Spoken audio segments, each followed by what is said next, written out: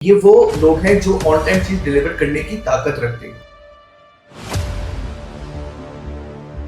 अब ये वो डेवलपर्स तो है नहीं जो लीज के ऊपर चीज खरीदेंगे और देन उसके बाद आवाम से पैसा पकड़ेंगे। आपकी मेजर 3 स्ट्रक्चर रोड वहां से गुजर रही है।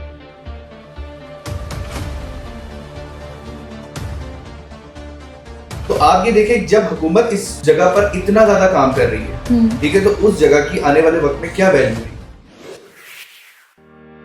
अस्सलाम वालेकुम, this is Isha Irfan and you are watching अकारत मार्केटिंग। तो जैसा कि हम आपके लिए बहुत अच्छी इंफॉर्मेटिव वीडियोस लेकर आते रहते हैं, तो आज हमारे साथ राना फैसल साहब मौजूद थे, तो हमने सोचा कि उनसे भी कुछ अच्छे सवाल कर लिए जाए। तो फैसल साहब, कैसे आप? ठीक है, अल्हम्दुलिल्लाह। मिस कैसी हैं आप? खैरियत से? जी, मैं भी बिल्कुल ठीक हूँ।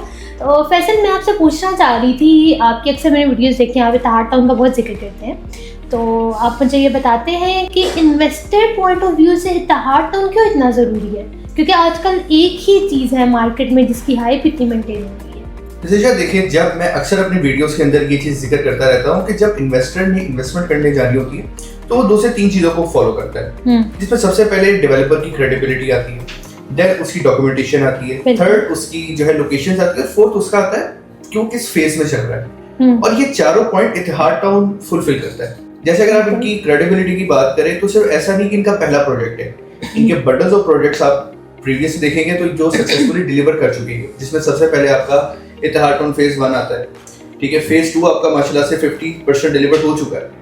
तो यानी कि आप यहाँ से इस चीज का अंदाजा लगा सकते हैं कि ये वो लोग हैं जो ऑन टाइम चीज डिलीवर करने की ताकत रखते हैं। तो पहली चीज तो डेवलपर क्रेडिबिलिटी से इत्तेहाद ने अपने आप को प्रूव किया। दूसरी चीज आती है इनकी एनओसी और एलडी अप्रूवल्स, ठीक है। अब ये वो डेवलपर्स तो है नहीं जो लीज के ऊपर चीज खरीदेंगे और देन उसके बाद आवाम से पैसा पकड़ेंगे। जाहिर सी बात है, जो इतने बड़े लोग हैं वो ऑलरेडी जमीन परचेज करके ही आगे आवाम को कोई अच्छी ऑफर देते हैं। तीसरी चीज इसके अंदर खास चीज आती है लोकेशन और सराउंडिंग।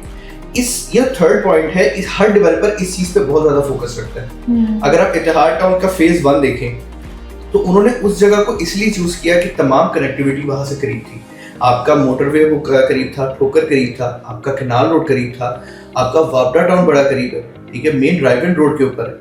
तो सबसे पहले इन्होंने लोकेशन को खास चूज किया। और अब इत्तेहाद टाउन फेज 2 या फेज 3 आ रहा है इनका, जिस लोकेशन पे है। अगर आप उस लोकेशन की बात करें तो रिंग रोड आपका बहुत करीब है, आपकी मेजर 3 स्ट्रक्चर रोड वहां से गुजर रही है। अच्छा, मतलब मैं आपसे पूछना चाहूंगी कि इसमें 2 पॉइंट्स आते हैं, इन्वेस्टमेंट और रिहाइश।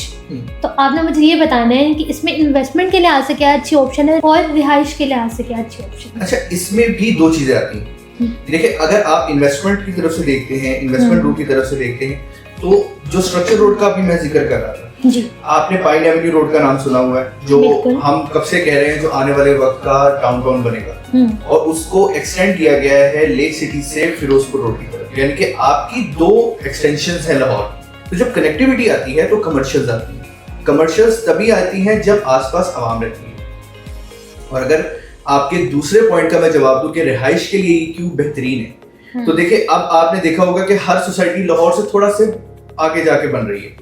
तो जब कनेक्टिविटी आपके करीब है, अगर आपकी रिंग रोड करीब है तो आप पूरे लाहौर में कहीं भी जा सकते हैं। अगर आपने मेट्रो जाना है तो नीलम रोड के 2 से 4 मिनट की ड्राइव के ऊपर आपको मेट्रो मिल जाता है। ठीक है, मतलब आप ये कह रहे हैं कि फ्यूचर में जाके ये एक बहुत जबरदस्त चीज बनने वाली है, बहुत बेहतरीन किस्म की इसकी हाइप क्रिएट होगी। जैसा अभी भी आप देख सकते हैं किस तरीके से इन्वेस्टर्स जो है वो, जिसे कहते हैं, एक वो पंजाबी का वर्ड है, धड़ाधड़ वहां पर इन्वेस्टमेंट कर रहे हैं। मैंने सुना कुछ गवर्नमेंट के प्रोजेक्ट्स का भी काम हो रहा है। जी बिल्कुल, आपने सीबीडी का नाम सुना है?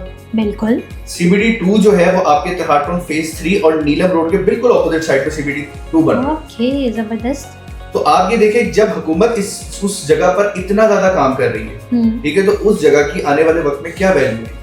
अब आते हैं इसका चौथा और बड़ा मेजर फेज, प्रोजेक्ट फेज। किस फेज में वो चल रहा है?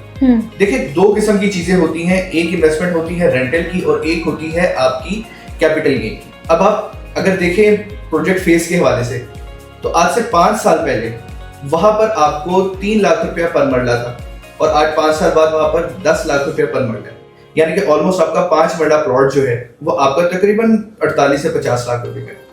और जब ये तमाम चीजें जो भी हमने फ्यूचर एक्सपेंशन के लिहाज से डिस्कस की हैं, और जब वो चीज़ बन जाएगी तो क्या आपको लगता है कि कैपिटल गेन आपका 80 to 90% जाएगा? बिल्कुल, जाहिर सी बात है। ये तो आप जैसा कि आपने बताया है कि हमारी सारी जो मेजर कंस्ट्रक्शन है, रोड्स की भी और बाकी भी गवर्नमेंट की भी जितनी भी मेजर कंस्ट्रक्शन हो रही है वो उसी साइड पर हो रही है, तो वो तो फिर आपको एक कैपिटल गेन बहुत अच्छा देगा। बिल्कुल। तो अगर आप रेंटल वैल्यू के लिहाज से बात करेंगे तो फ्यूचर के अंदर आपको इसका रेंट बहुत ज़बरदस्त मिलेगा। और अगर आप कैपिटल गेन की बात करेंगे तो इस पॉइंट पे, जिस पॉइंट पे आज हम बात कर रहे हैं, इस पॉइंट पे अगर इन्वेस्टर इन्वेस्ट करते हैं तो आने वाले 2.5 से 3 सालों में उनको एक बहुत बेहतरीन किस्म का कैपिटल गेन मिलेगा। ओके, मतलब काफ़ी हद तक काफ़ी चीज़ें आपकी क्लियर होंगी। मज़ीद इन्फॉर्मेशन के लिए हमारे चैनल को लाइक और सब्सक्राइब करें।